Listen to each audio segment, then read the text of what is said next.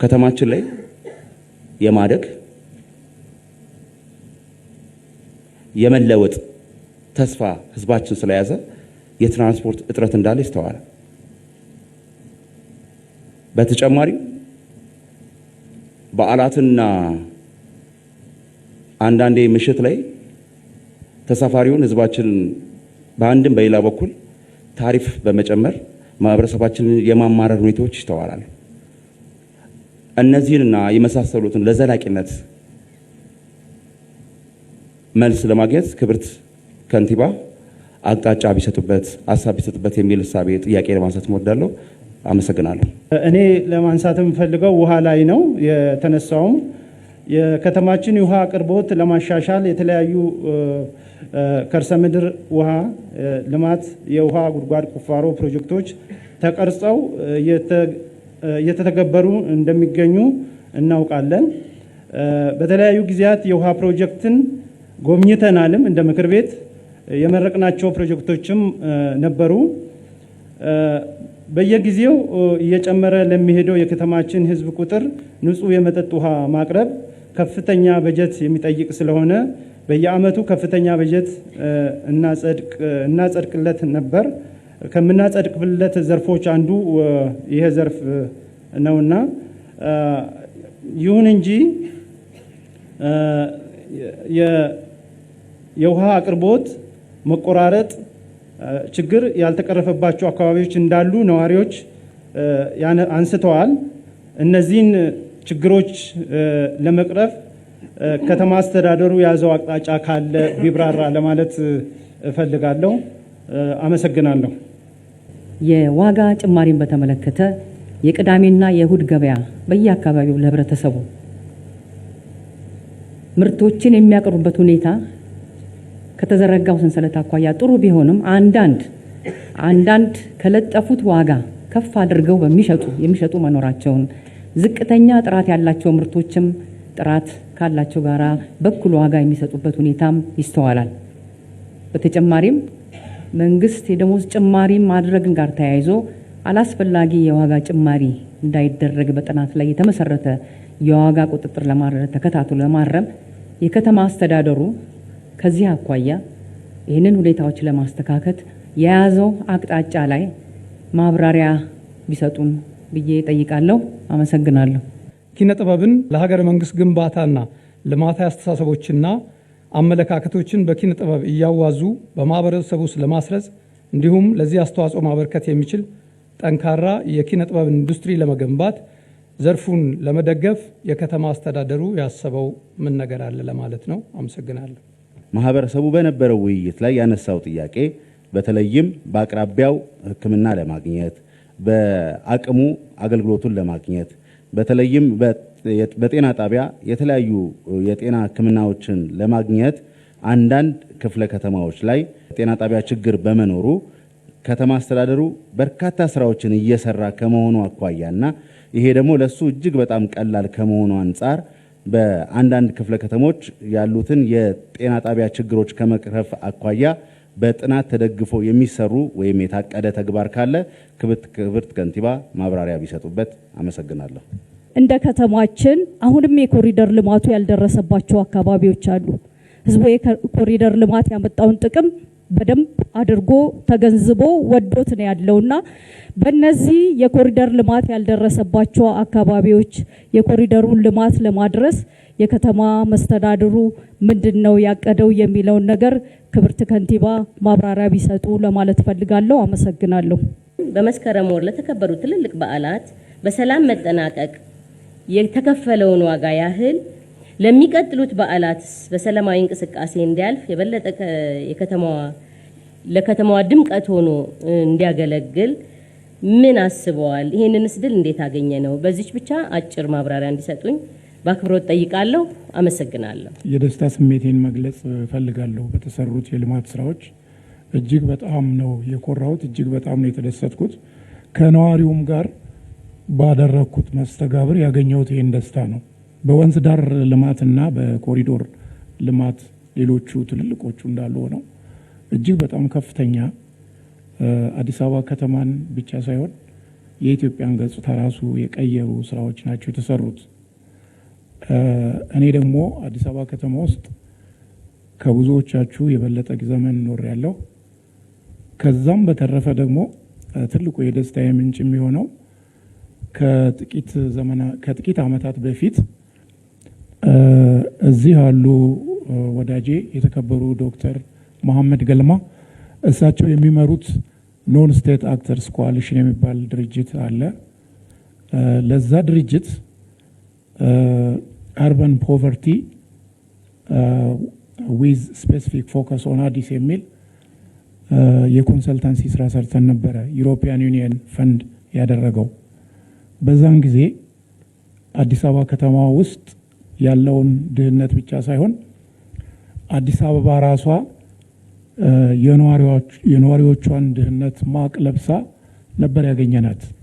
ትዝ ይለኛል በዛ ጊዜ ያልነው አዲስ አበባ አርባን ነች ለማለት ራሱ አርባን የሆነ ህዝብ አለመኖሩ ብቻ ሳይሆን ተገቢ የሆኑት ግልጋሎቶች አሉም የሉም ተብሎ የሆነ ወጣ ገባ የሆነ ለብ አይነት የሆነ ነገር ውስጥ እንደነበረች እና ስለነበረና ከባህልም አንፃር ስንመለከተው ማለት ነው ከከተሜነት ባህል አንፃር አዲስ አበባ በብዛት የሰፋፊ መንደሮች ስብስብ ነበር የምትመስለው በዛን ሰዓት ላይ። በዛን ሰዓት ከመዘጋጃ ቤቱ ጋርም ተባብረን መረጃዎች እየወሰድ ተሰርተው የነበሩትን ቤቶች ተሰርተው የነበሩትን መንገዶች ሁሉ አይተን ነበረ። ከዛሬ ጋር ሳወዳድረው እጅግ በጣም የተለየ ደረጃ ላይ ደርሰናል። 15 ዓመታት ናቸው ያለፉት። ነገር ግን አዲስ አበባ ከተማ እጅግ በጣም ተሽቀንጥራ አድጋለች። እኔ የተሰሩትን ስራዎች ለህፃናት፣ ለወጣቶች፣ ለአረጋውያን፣ ለተገልጋዩ ህዝብ አዲስ አበባ ከዚህ በፊት እንደተባለው የልማት ነጥቦቿ እርስ በርስ እንዲገናኙ ከተደረገ በጣም ማደጓን እናያለን ይሉ ነበረ ክቡር ጠቅላይ ሚኒስትሩ። ዛሬ እሱን አይተናል። የኔ ስሜት እንዳለ ሆኖ ከዚህ ምክር ቤት ጋር ለመጋራት ይዤ የመጣሁት 3 ነጥቦች ናቸው። እኔ አይደለሁም በ2025 የአፍሪካን 10 ምርጥ ከተማዎች ያወዳደረ አንድ ቻናል ስለ አዲስ አበባ ያለውን 4 ነጥቦች አነብላችኋለሁ። የሚገርመው ነገር ስለ አዲስ አበባ ያለውን ለሌሎቹ 9 ከተማዎች አላለም እና ከኛ ይበልጥም አልፎ ሄዷል። ደግነቱ ለእንትን አድሎ ተደረገ እንዳይባል እንኳን ቻናሉን ረን የሚያደርጉት አፍሪካውያን አይደሉም፣ አውሮፓውያን ናቸው። ብዙ ጊዜ በአፍሪካ ለምሳሌ በኢትዮጵያ የህዳሴ ግድብ ላይ ሁሉ ግድቡን ራሱን አናላይዝ እያደረገ የሰራ ቻናል ነው። ለኢትዮጵያ ፖዚቲቭ አቲቲዩድ ያለው ነው። ይሄ ምንም የሚካድ አይደለም። ያ ቻናል ካለ ውስጥ ጥቂቱን ላንብብላችሁ። እንግዲህ ቋንቋ ልቀይር ነው፣ ይቅርታ አድርጉልኝ። በአማርኛ ባረገው ኖሮ የመልእክቱን ለዛ ያበላሸዋል ብዬ ስላሰብኩ የእንግሊዝኛውን ነው ይዤ የመጣሁት። ምን ይላል? አዲስ is not just a political capital of Africa. It is the infrastructure capital of momentum ነው የሚለው። ልድገምላችሁ። አዲስ is not just a political capital of Africa. It is the infrastructure capital of momentum. ልብ አድርጉ። የመንደርደር ወደፊት የመሄድ የመቅደም ካፒታል ነች ነው ያላት ከተማችንን። ይቀጥላል። አዲስ has gone from a sleepy highland city to a concrete statement that Africa can design, build and innovate on its own term. statement አረፍተ ነገር ነች አዲስ አበባ። ሌሎች ከተሞች አንብበዋት የሚማሩባት ማለት ነው። ልቀጥል አንድ ትንሽ ነጥቦች። The city is not just building infrastructure, it is building confidence. ይሄ የውጭ ናቸው ያሉት። ልብ አድርጉ።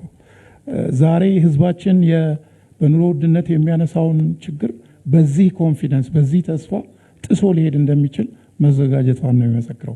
በመጨረሻ ምን ይላል? አዲስ አበባ ኢዝ አፍሪካስ አምቢሽስ ክላይምበር።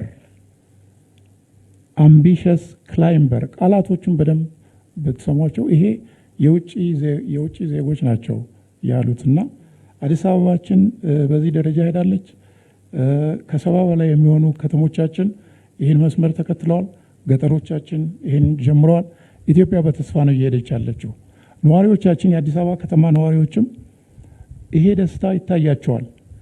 ግን በምንም አይነት ዲስጋይዝ ማናደርገው የኑሮ ሁኔታ ግን ሁልጊዜ ጥያቄ ማስነሳቱ አልቀረም። ከዚህ አንጻር ወደ ጥያቄ ስመጣ የመጀመሪያው ጥያቄ ክብርት ከንቲባ፣ እኛም በቋሚ ኮሚቴ ስንሰራ አገልግሎት አቅርቦቱ በተሻለ ሁኔታ እየተሰራ እንደሆነ እናምናለን። ነገር ግን ይሄ የአገልግሎት አቅርቦት በተለይ ከነዋሪዎች እርካታ አንጻር፣ የኑሮ ውድነትን ከማቃለል አንጻር፣ ሸክምን ከመቀነስ አንጻር የት ርቀት ድረስ ሄደናል የሚለውን ከእርሶ የተሻለ ሊያስረዳ የሚችል ሰው ስለሌለ የመጀመሪያው ጥያቄ እሱ ይሆናል። ሁለተኛው ከዚህ ከኮሪዶር ልማቱ ጋር የተያዘ ነው። ብዙ ሰዎች የሚያነሱት ነው። እኔም በቅርብ አንድ በጣም ያየሁት አጸያፊ ነገር የተጠቀሙበትን ነገር እዛ በጣም እጅግ ንጹህ የሆነ ቦታ ላይ ሲወረውሩ አይቼ በጣም አዝኛለሁ። እና ይሄ ኢንታንጅብል እና ታንጅብል የሆነ ሀብት ህብረተሰቡ ከተማውን ከተሜ ሆኖ በከተሜ ባህል እንዲጠብቃት ምን የግንዛቤ ማስጨበጥ ስራ ታስበዋል? የባህል ለውጥ አያስፈልግም ወይ? የአስተሳሰብ ለውጥ አያስፈልግም ወይ የሚለው ነው የመጀመሪያው። ከዚህ ጋር አብሮ የምመለከተው ነገር የህግ ማዕቀፍ አያስፈልግም እንዴ? ይህንን ሀብት የሚጠብቅ የህግ ማዕቀፍ አያስፈልግም? ብዙዎች የሚያነሱት ነው። ስለሆነ ከተማዋ አምራለች፣ ደምቃለች፣ ግን እንዴት ነው የምንጠብቃት? ወይስ ስትቆሽሽ እንደገና ወጪ አውጥተን ልንሰራ ነው የሚል ስለሆነ እነዚህን እንዲመልሱልኝ በአክብሮት ጠይቃለሁኝ። ስላዳመጡ በጣም አመሰግናለሁ። በርካታ ህዝብ የመራጭ ተመራጭ መድረክ ላይ ተገኝቶ የተሰሩ ስራዎችን፣ ሀገራዊ ፕሮጀክቶችን፣ በአዲስ አበባ ከተማ እየተሰሩ ያሉ የልማት ስራዎችን፣ ሰው ተኮር ስራዎችን ቴንኪው እናመሰግናለን ብለዋል። በርካታ ምስጋናዎችን አቅርበዋል። ያለው ሰዓት ስለማይበቃ በተመሳሳይ ደግሞ የተሰሩ ስራዎች እንዳመሰገኑ ሁሉ ያልተሰሩ ስራዎችን ሊስተካከሉ ይገባል የሚሉትንም በርካታ ጥያቄዎች ተነስተዋል። ጥያቄዎቻችን ለክፍለ ከተማና ለወረዳ ጭምር ተሰጥቶ ክብርት ከንቲባ ትኩረት ቢያደርጉበት የተባሉትን ነው እዚያ መጣን። የኔ ጥያቄ የስራ እድልን የተመለከተ ነው የሚሆነው። ከተነሱ ጥያቄዎች የስራ እድል በርካታ ወጣቶች፣ ሴቶች በርካታ የስራ እድል እንደተፈጠረላቸው አዲስ አበባ ከተማ ውስጥ ይታወቃል። በተለይም ሴቶች ላይ የተሰራው ስራ ቴንኪው የሚያስብል ስራ ነው። ነገር ግን አሁንም የክህሎት ስልጠና ወስደውና ተደራጅተው ተቀምጠው ወደ ስራ እንዲገቡ ያልተደረጉ ወጣቶች አሉና እነዚህን ወጣቶች ስራ እንዲጀምሩ ለማድረግ ምን ታስቧል የሚል አንደኛው ጥያቄ ነው።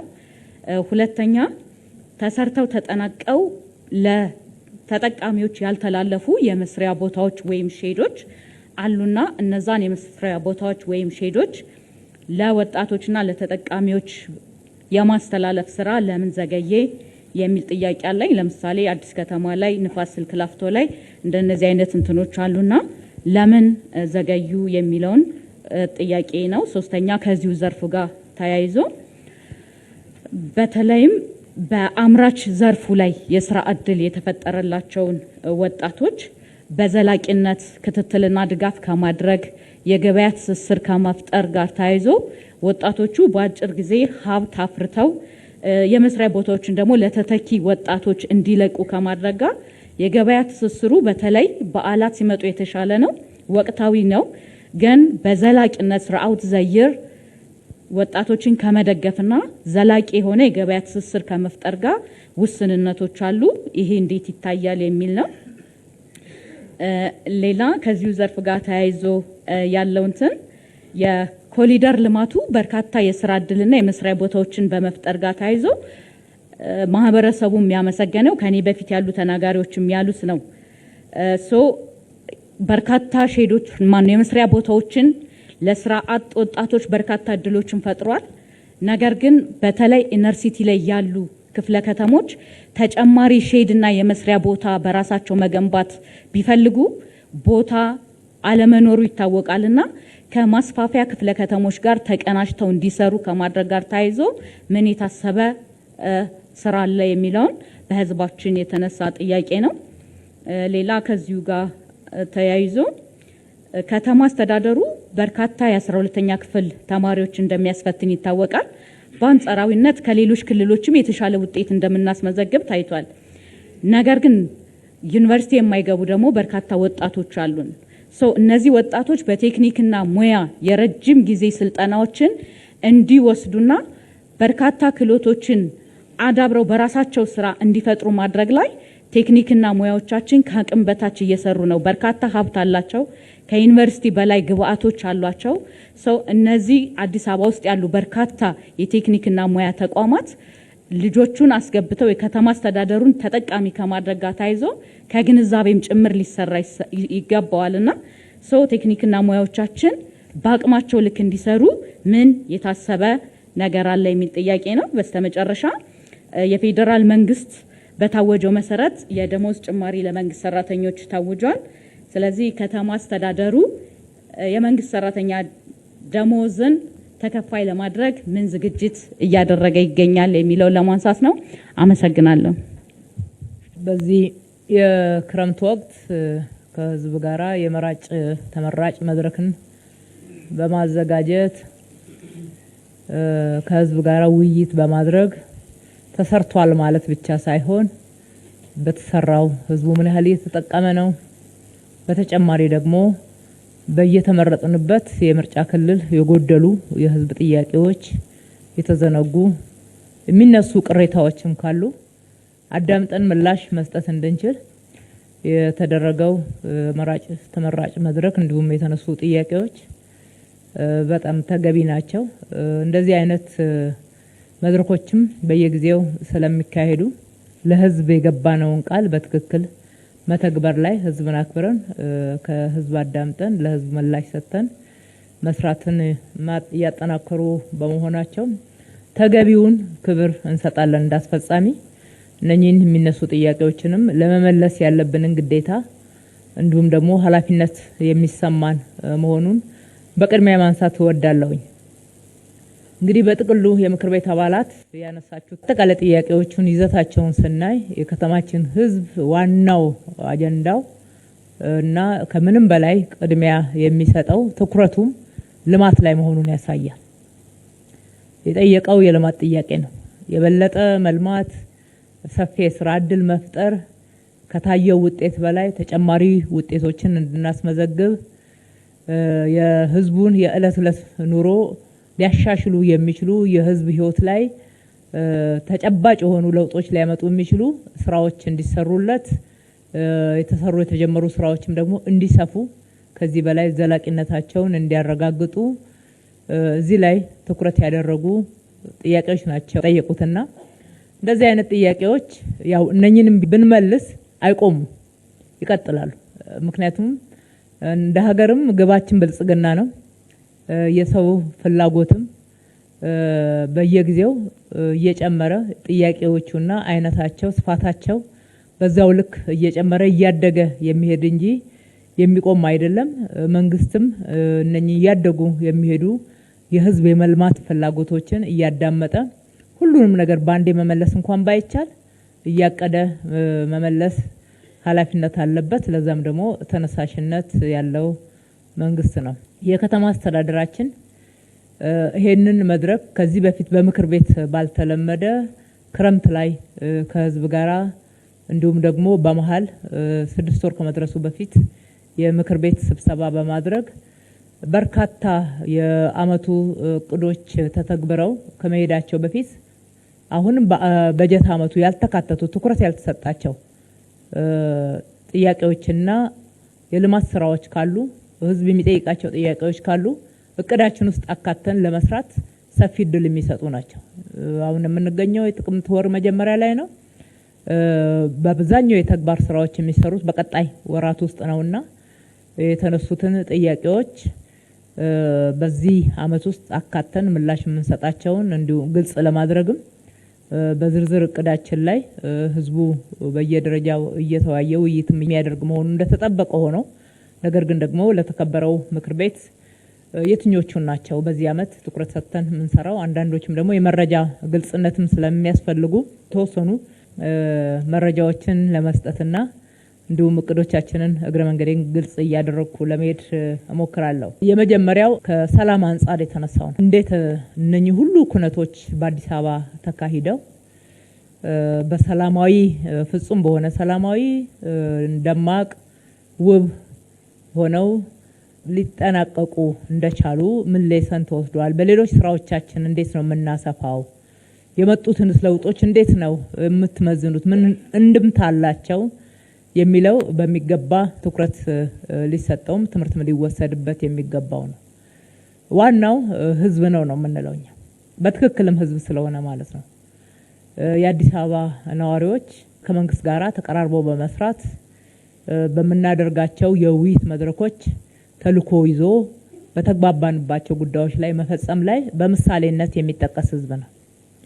በእያንዳንዱ ባደረግናቸው ኩነቶች ህዝብ ያላሳተፍንበት ባለድርሻ አካል ያላሳተፍንበት ብቻችንን የሰራነው ምንም ነገር የለም። በክረምቱ ካካሄድ ነው ለመጀመሪያ በሀገራችን ከተካሄደው የክላይሜት ሰሚት ወይም ደግሞ የአየር ንብረት ለውጥ ጉባኤን ካየነው 3 ጉባኤዎች ናቸው በአንድ ወቅት ላይ ተካሄዱት።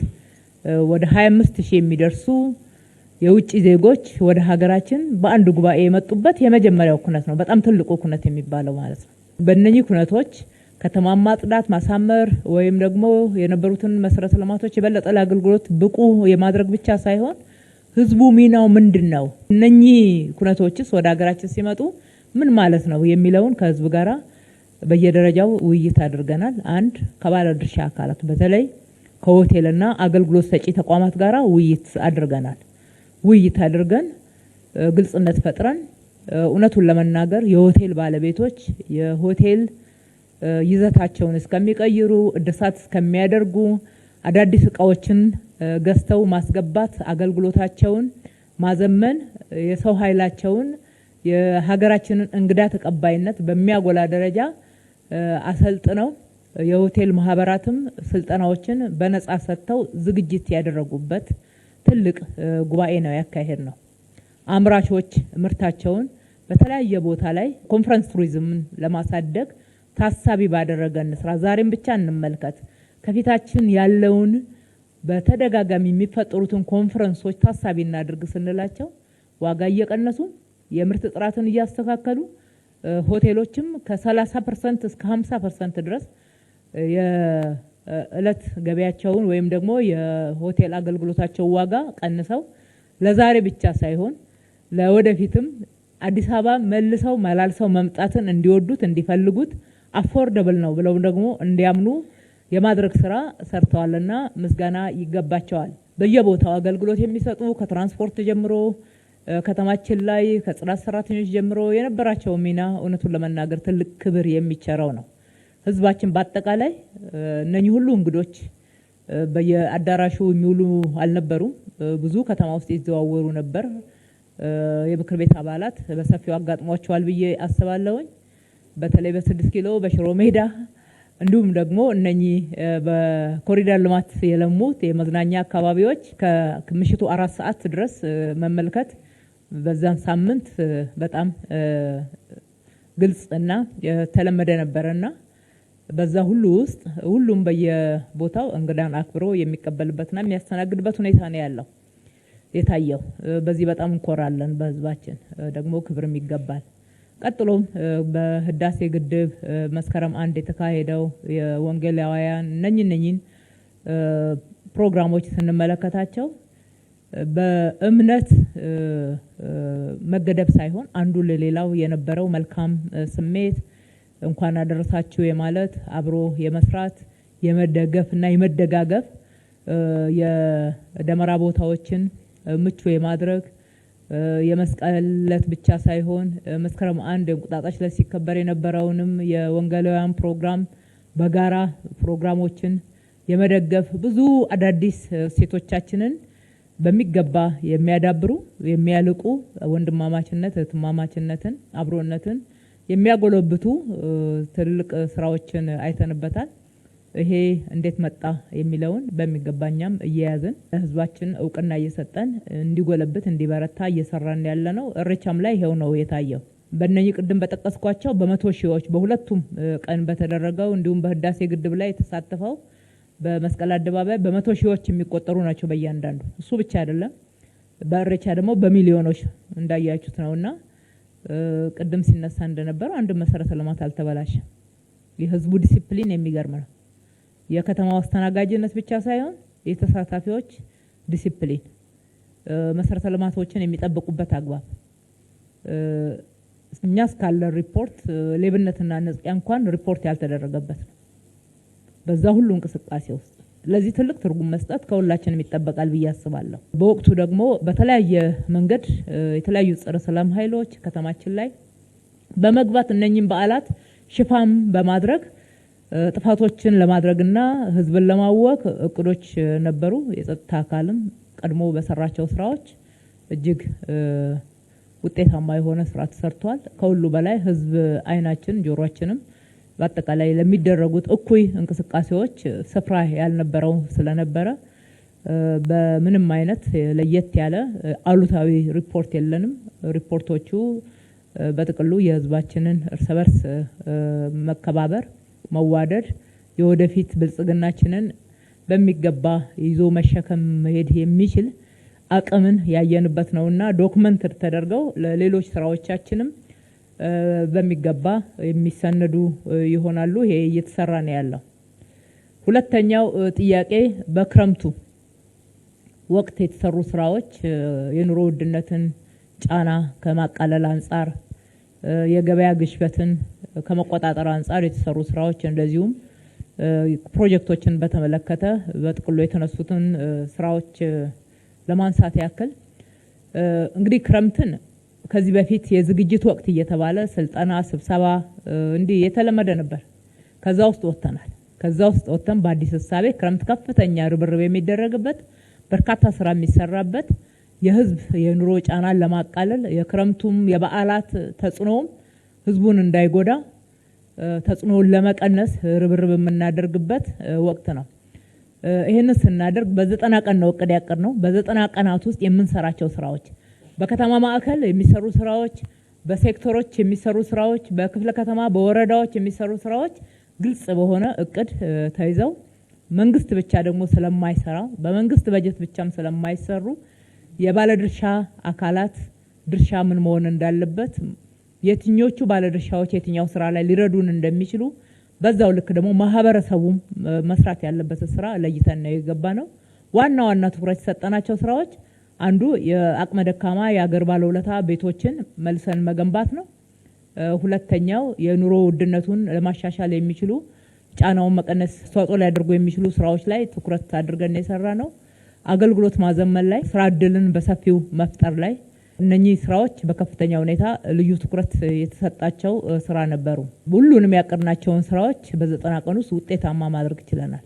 ለአብነት ያክል የክረምት የመኖሪያ ቤቶች ግንባታን ካየን ይፋ ያደረግነው ወደ 2300 ያክል የሚደርሱ ቤቶችን መልሰን መገንባት ነው። ነገር ግን ወደ ተግባር ስንገባና ባለድርሻ አካላትን በሰፊው ስናሳትፍ ወደ 3400 ቤቶችን መጀመር ችለናል።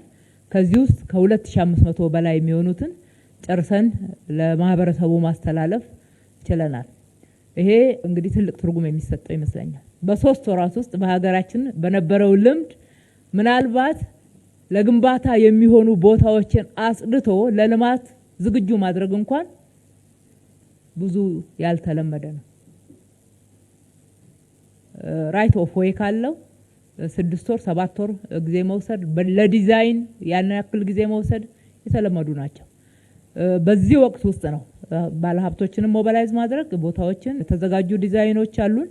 ተጨማሪ ግብአቶችን ደግሞ ከተማ አስተዳደሩ ጭምር አቅርቦ የብዙዎችን እንባ ያበስንበት ነውና በዚህም በጣም ደስተኞች ነን።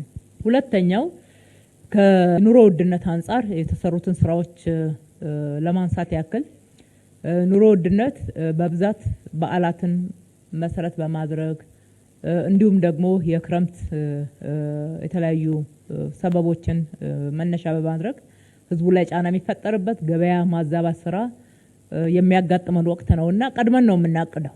ቀድመን አቅደን ወቅቶቹ ይታወቃሉ።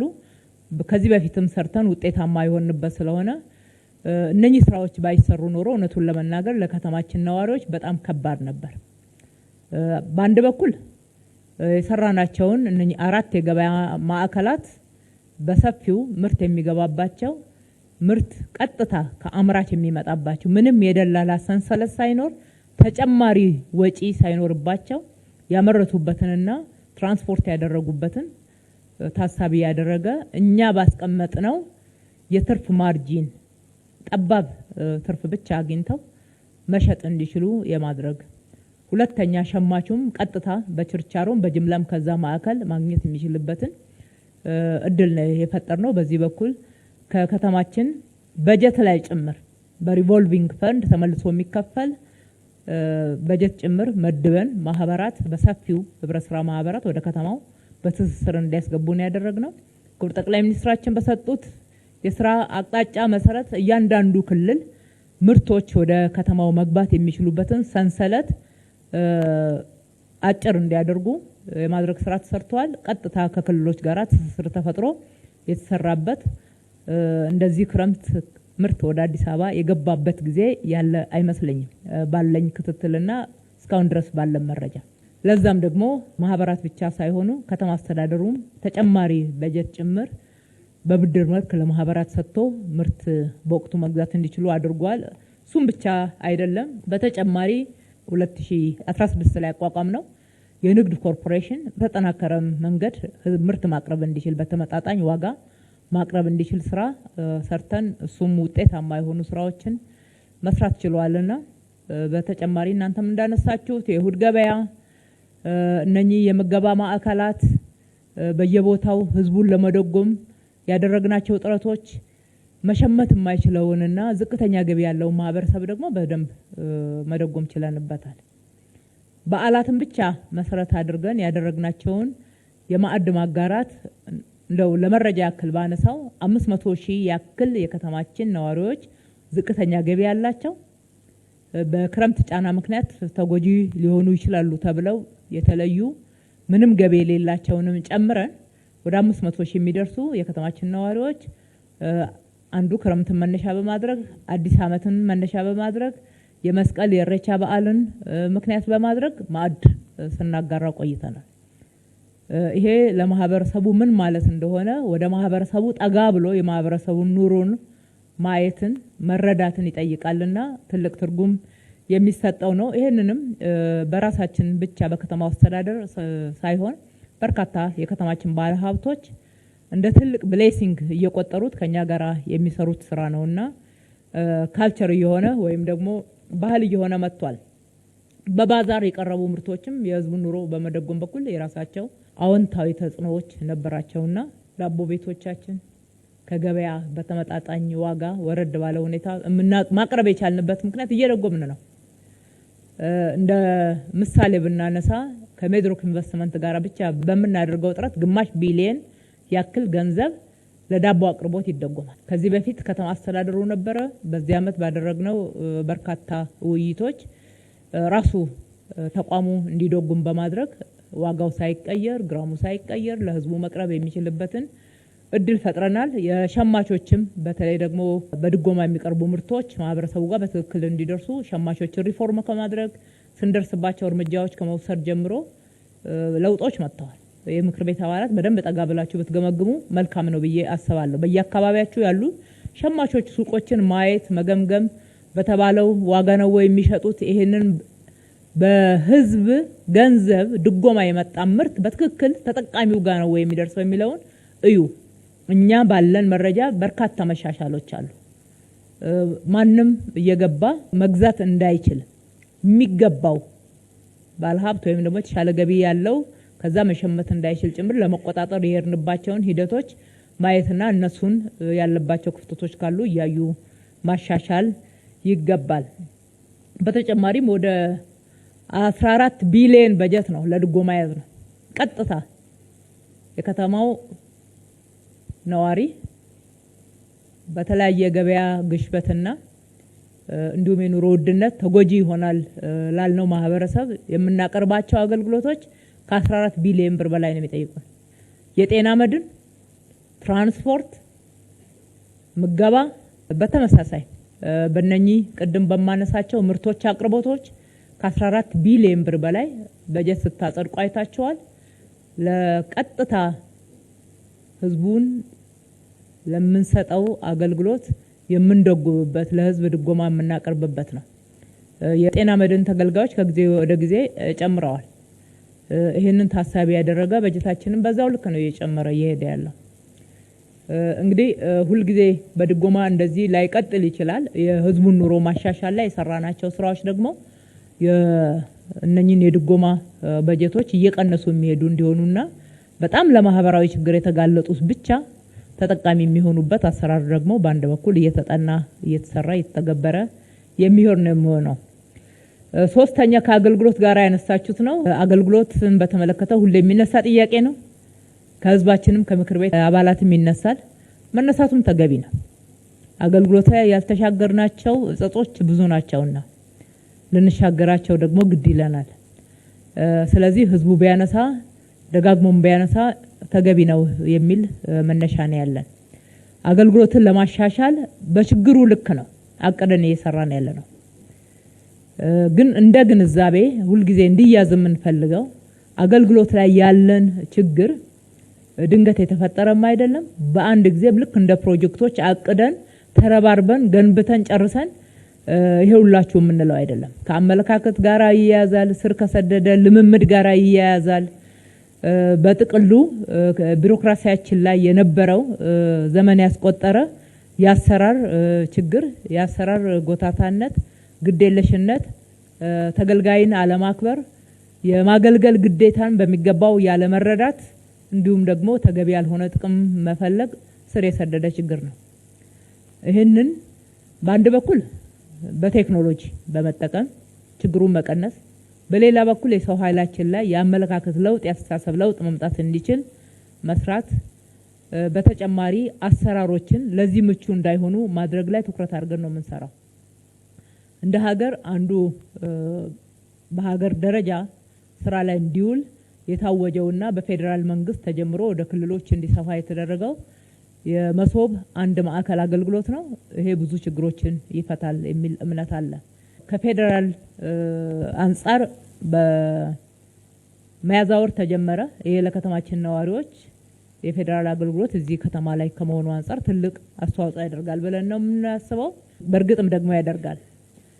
ከዛ በኋላ ከተማ አስተዳደራችን አቅዶ እየሰራቸው ባለው ቅድም ሲጠቀሱ የነበሩ ሁለቱን ማዕከላት አንደኛ እንደ ከተማ የማዕከሉን እዚህ አራዳ ክፍለ ከተማ ለህዝብ ማዕከል በሆነ ቦታ ላይ ለከተማው ከአቃቂም ለሚመጣው ከጉለሌም ከለሚኩራም ከየካም ለሚመጣው ማዕከል ቦታ ስለሆነ አንድ ማዕከል የተከፈተው ለህዝቡ ለተገልጋዩ ምቹ በሆነ ቦታ ላይ ነው። በቂ ፓርኪንግ እንዲኖረው ተደርጎ የህፃናት ማቆያ እንዲኖረው ተደርጎ ሌሎች ተያያዥ አገልግሎቶችን ለተገልጋይ ተገቢውን ክብር በሚሰጥ ደረጃ የተደራጀ ነው። እዛ ላይ 107 አገልግሎቶችን ዲጂታላይዝ አድርገን አስገብተናል። እነኛ አገልግሎቶች ከአንድ ማዕከል ማግኘት ለህዝቡ ምን ማለት ነው የሚለውን ማየት ተገቢ ይሆናል። ቦሌ ላይ በ4 ወር ነው ባለ 7 ፍሎር ህንጻ ገንብተን ሙሉ ለሙሉ ዲጂታላይዝ በማድረግ ለዛ ምቹ በሆነ መንገድ 96 አገልግሎቶች የከተማውን አገልግሎት ብቻ ነው የቆጠርኩ ያለሁት። በአጠቃላይ እነኚህ ከ213 በላይ የሆኑ አገልግሎቶችን ዲጂታላይዝ አድርገን ስናስገባ እነኚህ አገልግሎቶች የተመረጡት በብዛት ህዝብ የሚመጣባቸው የሚገለገልባቸው ብዙ ሮሮም የሚያሰማባቸው የቅድሚያ ተሰጥቷቸዋል እንጂ ሁሉም የከተማ አገልግሎት ዲጂታላይዝ ተደርጓል ማለት ደግሞ አይደለም። ከ1000 በላይ አገልግሎቶች አሉን። ከ2013 በላይ ዲጂታላይዝ አድርገን አስገብተናል። በየመስሪያ ቤቱ ዲጂታላይዝ የተደረጉ አገልግሎቶች አሉ። ወደ አንድ ማዕከል ደግሞ ያልገቡ ገና በሂደት ላይ ያሉ አሉ። ይህን ታሳቢ ስናደርግ ለህዝቡ ያለው ትርጉም አንደኛ ጊዜን ሳያባክን ከአንድ መስሪያ ቤት ወደ ሌላ በእነኛ አገልግሎቶች ማለት ነው በእነኚህ ዲጂታላይዝ ተደርገው በገቡ አገልግሎቶች ከአንድ መስሪያ ቤት ወደ ሌላ መስሪያ ቤት መሄድ ሳያስፈልገው ከአንድ አገልግሎት ወደ ሌላ አገልግሎት መዘዋወር ሳያስፈልገው አገልግሎቶቹ ራሳቸው በዲጂታል አገልግሎት አሰጣጥ ስርዓት የተያዙ ናቸው። አንድ ቦታ ላይ ብቻ ኮንታክት በማድረግ ሙሉ አገልግሎት የሚፈልገውን አገልግሎት አይነት ማግኘት የሚችልበት ስርዓት ተገንብቷል። ይሄ እንግዲህ ጥሩ መሰረት ነው፣ ጅማሮ ነው፣ መጠናከር አለበት። ሰው ኃይላችን ላይ ከዚህ አንፃር አብዛኛውን ከ70% በላይ አዲሱ አገልግሎት ላይ ከዩኒቨርሲቲ ተመራቂዎች አወዳድረን ኦንላይን ቀጥረን በኦንላይን ፈተና ሰጥተን ለዚህ አገልግሎት በሚያመች መንገድ ልምድ እንዳያጥራቸው አሰልጥነን 30%ን ደግሞ ከነባር ጋራ አያይዘን አንድ ላይ የተሻለ ካልቸር ወይም ደግሞ አዲስ ልምድ እንድናዳብር ህዝብን የማገልገል ህዝብን የማክበር ፈጣን አገልግሎት የመስጠት ስራችንን ትኩረት አድርገን የማገልገል በስራ ሰዓት ሞባይል ሌሎች ነገሮችን ይዞ ተገልጋይ ቁጭ ብሎ ብዙ የምናፍርባቸው ትክክል ያልሆኑ ተግባራት አሉና ከዚህ ውስጥ መውጣት የሚችሉበትን ስልጠና እና የክትትል ስርዓት ዘርግተን ነው ያለነው። በአገልግሎትም የጀመርነው ውጤታማ ስራ ይቀጥላል። ስር በደንብ መሰረት ይዞ ለሁሉም የአገልግሎት አይነቶች ተደራሽ እንዲሆኑ አጠናክረን የምንሰራ ነው የሚሆነው። ከትራንስፖርት አንፃር የተነሱትን የተወሰኑ መረጃዎችን ለመስጠት ያክል እንግዲህ ትራንስፖርት አንዱ መሰረታዊ ለውጥ እያመጣንበት ያለ ዘርፍ ነው። እንደምታውቁት 1600 ያክል አውቶቡሶች አሁን አገልግሎት ይሰጣሉ። ከዚህ ውስጥ 2/3 ያክሉ በዚህ በለውጥ ዘመን ወደ አገልግሎት ያስገባናቸው ናቸው። በ2017 ብቻ 100 ያክል አውቶቡሶችን የኤሌክትሪክ አውቶቡሶችን ገዝተን ወደ አገልግሎት አስገብተናል። ማናጅመንቱን ጭምር በቴክኖሎጂ እንዲሆን አድርገን የትራንስፖርት ኦፕሬተርም ጭምር በፐብሊክ ፕራይቬት ፓርትነርሺፕ በጋራ የመስራት አዲስ ስርዓት ዘርግተን የገባንበት ስምሪትንም ጭምር ለማሻሻል ቴክኖሎጂ ትግበራ ውስጥ ገብተናል። ብዙ አሁን የሚንቀሳቀሱ አውቶቡሶች በተለይ አዳዲሶቹን ከአንድ ማዕከል መቆጣጠር ስምሪታቸውን ማወቅ የሚቻልበት የነዳጅ አጠቃቀማቸውን ማወቅ የሚቻልበት ከስምሪታቸው አንፃር በዛ ተግባር በዛ መስመር ላይ መዋላቸውን መቆጣጠር የምንችልበትን ስርዓት በቴክኖሎጂ እየተገበርን ነው። ይሄ አንድ ለውጥ ነው። ከ150 ተሽከርካሪ ማቆሚያ በላይ ገንብተናል። በኮሪደር ልማት በዚህ አንድ አመት ተኩል ውስጥ ከ150 በላይ የተሽከርካሪ ማቆሚያና ተርሚናሎች በከተማችን ላይ በአሁኑ ሰዓት 35000 ተሽከርካሪዎችን በአንድ ጊዜ ማቆም የሚል ካፓሲቲ ያላቸው ፓርኪንጎች መስራት ችለናል። አልነበረም እኮ አዲስ አበባ። ስንት ነው እስኪ መንግስት የሰራው ፓርኪንግ? የት ነው ከተማችን ላይ የነበረው? እንደ ሪፈረንስ መጥቀስ የሚችላል? በመንግስት በጀት ተሰርቶ ተርሚናል እዚህ ከተማ ውስጥ ህዝብን አክብሮ የአውቶቡስ መጠበቂያ ተብሎ በየመንገድ ዳር ከተቀመጡት ውጪና መገናኛ ላይ ከነበረችው ውጪ የት ነው አውቶቡስ ተርሚናል የታክሲ ተርሚናል የነበረው? አልነበረም እኮ። እውነቱን ለመናገር ካልነበረበት ነው ይሄ ሁሉ የተገነባው። እነኚህ ተርሚናሎችና የታክሲ መጠበቂያዎች ህዝብ በፀሐይ፣ በዝናብ፣ በንጥቂያ መጸዳጃ ቤት በማጣት የሚንገላታባቸው በጣም ትኩረት እንኳን ተሰጥቶ የማይጸዱ አካባቢዎች ነበሩ። ነገር ግን በአሁኑ ሰዓት እዚህ ከምንገኝበት የአድዋ ድል መታሰቢያ ጀምራችሁ እስኪ ተርሚናሉ ወረድ ብላችሁ ይዩት። በጣም ልብ ማለት ይገባል። ለውጦቹንም ደግሞ መለካት ይገባል። ለህዝብም ደግሞ የምክር ቤት አባላት ልክኛ በመንገልጸው ልክ ትገልጻላችሁ።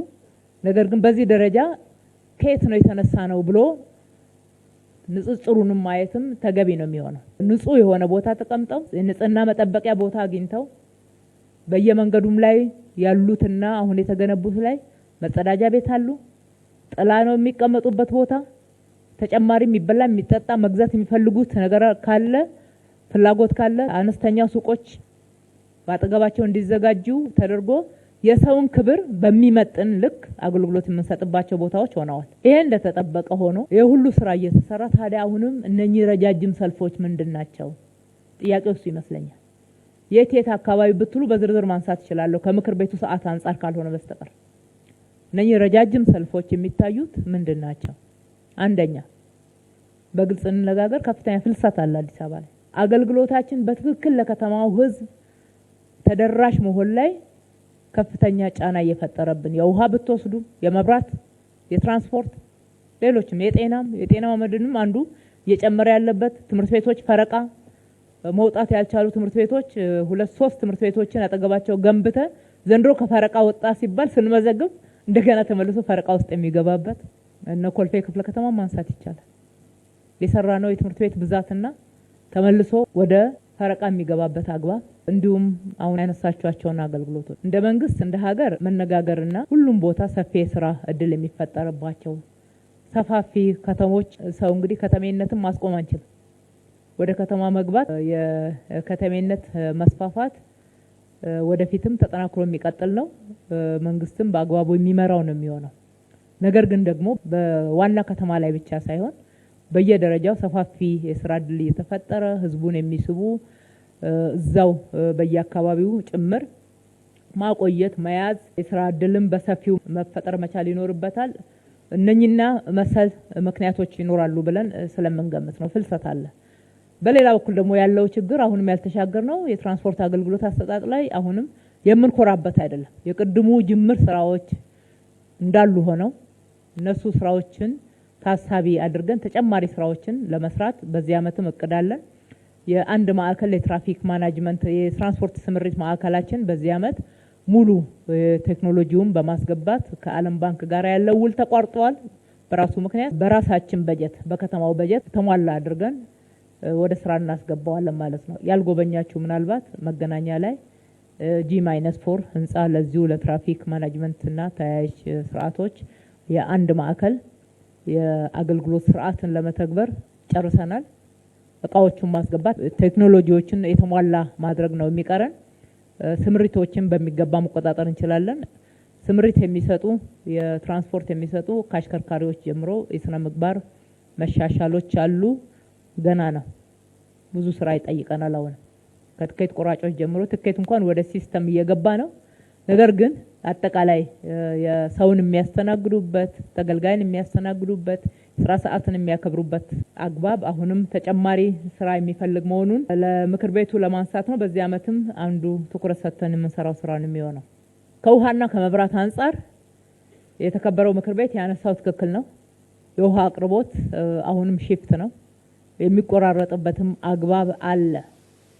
አንዱ በዚህ ክረምት ላይ ቅድም የምታነሷቸው ሰፊ በዓላት ነበሩ። በዓላትና ዓለም አቀፍ ኩነቶች ነበሩ። ሰፊ እንግዶችን የተቀበልንባቸው አካባቢ ወደ ሺፍት በዛ ሳምንት እንዳይገቡና ያለማቋረጥ ማግኘት እንዲችሉ የሁላችንም ኃላፊነት ነው። በዛ ደረጃ ሌሎች ላይ ተጽዕኖ ያሳደረበት አግባብ ይኖራል በመጠኑ። ከዛ ውጪ ያው ሺፍት ነው የውሃ አገልግሎታችን። አሁን ትራንስፖርት ላይ ያነሳውን ምክንያት አንዱ ምክንያት ነው። አለበዛ እኮ ውሃ ላይ እኮ እየተሰራ ነው ያለው። በ2017 ብቻ የውሃ አቅርቦታችን በቀን 62000 ሜትር ኩብ ጨምሯል። አዲስ ውሃ ወደ አገልግሎት አስገብተናል። አሁን አዲስ አበባ ላይ ከሚቀርበው የውሃ አቅርቦት አንጻር ስናየው ከለውጡ በፊት የነበረውና ከለውጡ ወዲህ የተሰራው ተጨማሪ የውሃ አቅርቦት ስናይ ኦልሞስት 50% ሆኗል።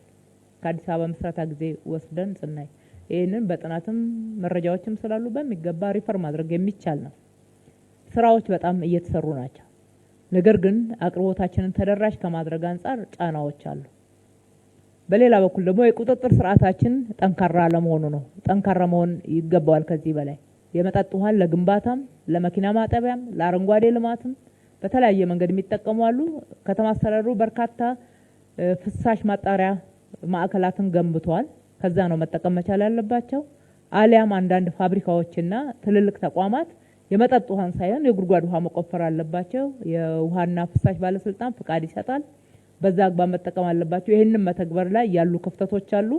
የውሃ አጠቃቀም ብክነት ተጨማሪው ጫና ነው ማለት ነው። እንግዲህ በዚህ ዓመትም ተጨማሪ የውሃ ፕሮጀክቶች እየሰራን ያለ ነው። ልክ እንደ 2017 ከ60 ሺህ ሜትር ኩብ በላይ በዚህ ዓመትም አዳዲስ የውሃ አቅርቦትን በቀን እንጨምራለን። ከዛ ባለፈ በመካከለኛ ጊዜ ለህዝቡ ተስፋ የሚሰጡ ስራዎች እየተሰሩ ነው ያሉት። ከጭቋላና ከገርቢ ባለፈው ምክር ቤቱ ባጸደቀልን በጀት መሰረት ወደ 173 ሺህ ሜትር ኩብ በቀን መጨመር የሚችል በሚቀጥለው በጀት ዓመት ብቻ የሚያልቅ አይደለም፣ መካከለኛ ጊዜ ውስጥ በተሟላ ሁኔታ መቅረብ የሚችል ነው። የገርቢ ግድብ ስለሆነ ትንሽ ጊዜ ይወስዳል። ጭቋላ 100 ሺህ ሜትር ኩብ የሚያመርተው ወደ 140 የሚሆኑ ጉድጓዶች ናቸው። እነሱ ወደ ተግባር ይገባሉ። የረጅም ጊዜ እቅድም ከዚህ በፊትም ለምክር ቤቱ እንደገለጽኩት ተጠንቶ በግልጽ ስራ ላይ እንዲውል ጸድቆ በእጃችን ያለው የፋይናንስ ማፈላለግ ስራ ላይ ነው ያለ ነው። ወደ 1.1 ሚሊዮን ሜትር ኩብ በቀን ማቅረብ የሚችል ነው። የአለልቱ ጅዶና የሲቢሉ ውሃ ማለት ነው። እነሱ ሁለቱን ማስገባት ከቻልን የአዲስ አበባ የውሃ አቅርቦት በመሰረታዊነት ሊፈታ የሚችል ነው። የአጭር ጊዜ እቅዳለን፣ የመካከለኛ ጊዜ እቅዳለን፣ የረጅም ጊዜ እቅዳለን። እነኚህን በተግባር በመዋል ችግሩን መፍታት ይቻላል። ነገር ግን ከአጠቃቀምና ተጨማሪ አቅርቦትን የሚፈልጉ ተገቢ ያልሆኑ ጫናዎች ደግሞ በአንድ በኩል በመሰረታዊነት ችግሩን ለመቅረፍ እየተሰሩ መሄድ አለባቸው።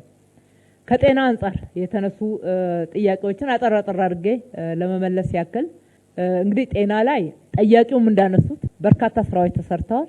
ልክ ሌሎቹ መሰረተ ልማቶች ላይ እንዳነሳሁት አንዱ ትኩረት የሰጠነው ለጤና ነው። አንደኛ አዲስ አበባን የሜዲካል ቱሪዝም ማዕከል ከማድረግ አንጻር፣ ሁለተኛ ህዝባችን ተገቢው የጤና ተደራሽነትና ጥራት ያለው የጤና አገልግሎት እንዲያገኝ ከማድረግ አንጻር እነኚህን ትኩረት አድርገን እየሰራን ያለ ነው።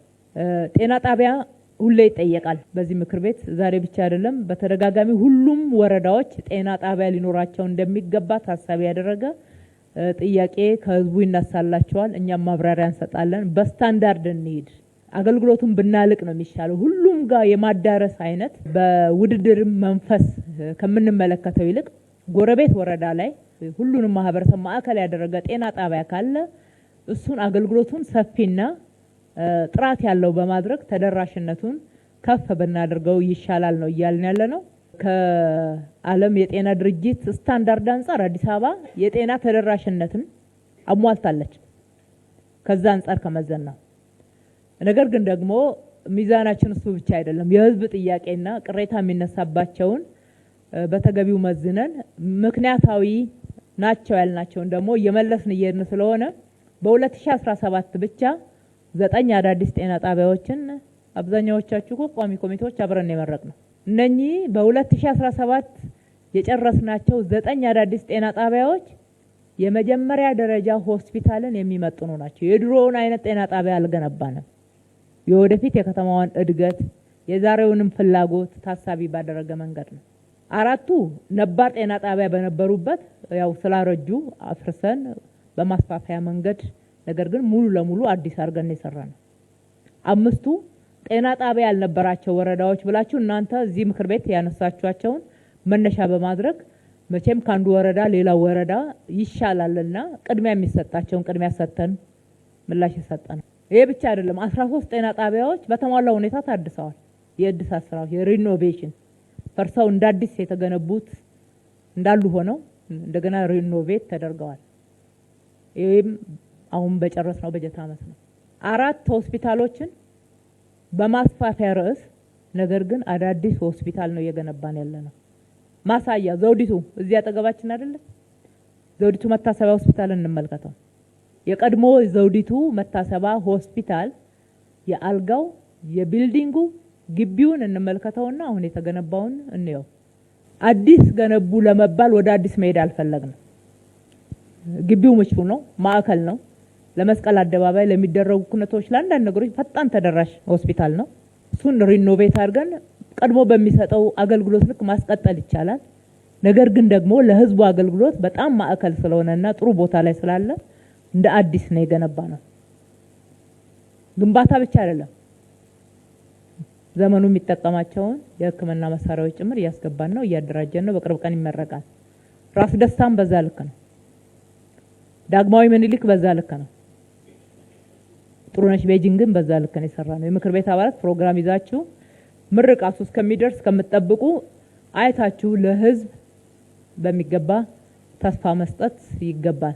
ይሄም ብቻ አይደለም። የኮልፌ ቤተል መንዲዳ ሆስፒታልና የንፋስ ስልክ ላፍቶ ሆስፒታል በሀገራችን የመጀመሪያዎቹ ትልልቆቹ ሆስፒታል ይሆናሉ ብለን እናስባለን። ሪፈራል ሆስፒታል ናቸው፣ ተርሸሪ ናቸው። እነሱን በመንግስት በጀት ብቻ ፋይናንስ ማድረግ መሳሪያዎቹን ከባድ ሆኖ ስላገኘ ነው ወይም ደግሞ ስለሚዘገይ በግልና የመንግስት አጋርነት በዓለም አቀፍ ደረጃ አገልግሎት የሚሰጡ ተቋማትን ጋብዘን አንደኛ ሕክምና መሳሪያ ማምጣት ላይ፣ ሁለተኛ ደግሞ የአገልግሎት አሰጣጥን ማዘመን ከሀገራችን የሚወጣውን ለሕክምና የሚወጣውን ገቢ ሀገር ውስጥ ለመያዝ እነኚህ ከተማችን ላይ የሚኖሩ የውጭ ዜጎች ዲፕሎማቶች በውጭ ምንዛሬ ገቢ የሚያገኙ እዚህ መታከም የሚችሉበትን የሕክምና ስታንዳርድ አቅደን እየሰራን ነው እነኚህ ሁለቱ ሆስፒታል ላይ። ይሄም ብቻ አይደለም፣ የግሉም እኮ እየሰራ ነው። የግሎቹም እየሰሩ ነው፣ እየደገፍናቸው ነው። በመሬት አቅርቦት ብቻ ሳይሆን በሌሎች አገልግሎታቸውን እንዲያልቁ ማድረግ የሚችሉበት አግባብ በሚኖርበትና እቅድ ሲይዙ እሱን ደግፈን አዳዲሶችም ደግሞ ከዓለም ላይ መጥተው ከተማችን ላይ መገንባት እንዲችሉ ዲያስፖራዎች መገንባት እንዲችሉ አስተናግደናል። የውጪ ሕክምና ማዕከላትም አዲስ አበባ ላይ ተስተናግደዋል። ከፊታችን አዲስ አበባን የሜዲካል ቱሪዝም ማዕከል ለማድረግ የሚያስችሉ ተጨባጭ የሆኑ ስራዎች ተጀምረዋልና ውጤታማ እንደሚሆኑ ምንም ጥርጥር የለንም። ስለዚህ የተከበራቸው የምክር ቤት አባላት በዚህ ዓመት የምንጀምራቸው የጤና ጣቢያዎች አሉ፣ የምናድሳቸውም አሉ። እሱ እንደተጠበቀ ሆኖ ግን በሁሉም ጋር በአንድ ጊዜ ይቀየር የሚለው እንግዲህ ነጮቹ ሮም ባንድ ጀንበር አልተገነባችም ይላሉና ቅደም ተከተል ስራችንን ማስያዝ እንደ ችግሩ ሁኔታ ቅድሚያ ሰጥተን መሰራት የሚገባቸውን የሰራን አገልግሎት ማላቅ ደግሞ ትልቅ ትኩረት የተሰጠው ጉዳይ ነውና ይሄንን እኩል ብንይዘው ጥሩ ነው የሚሆነው። ከስራ እድል አንፃር እንግዲህ አዲስ አበባ ሌሊትና ቀን የምትሰራ ከተማ ሆናለች። እስከ ማታ ተነግዳለች፣ እስከ ምሽቱ 3 ሰዓት ተኩል ድረስ ሌሊቱን ሙሉ ትሰራለች። ይሄ ሁሉ ሰፊ የስራ እድል ካልፈጠረ ማን ነው እየሰራ ያለው? እየሰራን ያለነው እኮ አብዛኛውን ስራ በኢትዮጵያ ምርት ነው፣ በአገር ውስጥ ምርት ነው። ኢምፖርት የምናደርገው በጣም ትንሽ። ለምሳሌ መብራት ከወሰዳችሁ የመጀመሪያው እነኚህ ስማርት ፎኖች ኢምፖርት አደረግን። ከዛ በኋላ ኢንዱስትሪዎቻችን እንዲያመርቱት ነው ያደረግነው። በሚገባ መጀመሪያ ምዕራፍ ላይ ከተሰሩት ጋራ ምንም የተናነሰ ነገር የላቸው። ጥቃቅን ነገሮች ሲያጋጥሙም ራሳቸው እየተማሩበት እያረሙ እንዲሄዱና የሀገር ውስጥ አቅምን የመገንባት ስራ ላይ ትኩረት አድርገን ነው እየሰራን ያለነው። ይሄ ሁሉ ሰፊ የከተማ ልማት ቀንና ሌሊት እየተሰራ ያለው የከተማ ልማት የኮሪደር ልማት እየተሰራ ያለው በአብዛኛው በማህበራት ነው። በየሰፈራቸው ነው የሚሰራው። እዩ፣ መቼ ነው የተደራጃችሁት? እንዴት ነው የተደራጃችሁት? በአባሎቻችሁ ስንት ነው? በደንብ መጠየቅ፣ መርዳት፣ መረዳት፣ ማበረታታት ተገቢ ነው። ምን ከፍለው ገንዘብ ዲሴንትራላይዝድ በተወሰኑ ኮንትራክተሮች እጅ ብቻ እንዳይገባ ትኩረት አድርገን አስበንበት አቅደን ቁርጥ ዋጋ አጥንተን ግልጽ በሆነ መስፈርት ማህበራት ናቸው እየገነቡ ያሉት፣ ማህበራት ናቸው እየሰሩ ያሉት። ግንባታ ላይ ብቻ የተሳተፉትን እንዳትመለከቱ። አቅርቦቱን አምራች ማህበራት እነኚህ እዚህ ከተማ ላይ የምንጠቀማቸውን ግብአቶች አምርተው ያቀርባሉ። የሚገነቡት ደግሞ እሱን ተጠቅመው ይሰራሉ። ትስስሩ በጣም ግልጽ ነው። ግልጽ የስራ ትስስር፣ የገበያ ትስስር ፈጥረን ነው። እንደዛ ባይሆን ኖሮ ይሄ ሁሉ ፍጥነት አይኖርም። የጥራት ችግርም ሲያጋጥመው በጣም ክፍት ናቸው ለመማር ለማስተካከል፣ ከነሱ ከተሻሉትም ኮርጀው ለመተግበር ኢነርጄቲክ ናቸው። ይሄ በጣም ለሀገራችን ትልቅ ተስፋ የሚሰጥ ከተማችንን ውጤታማ ያደረገ ነው።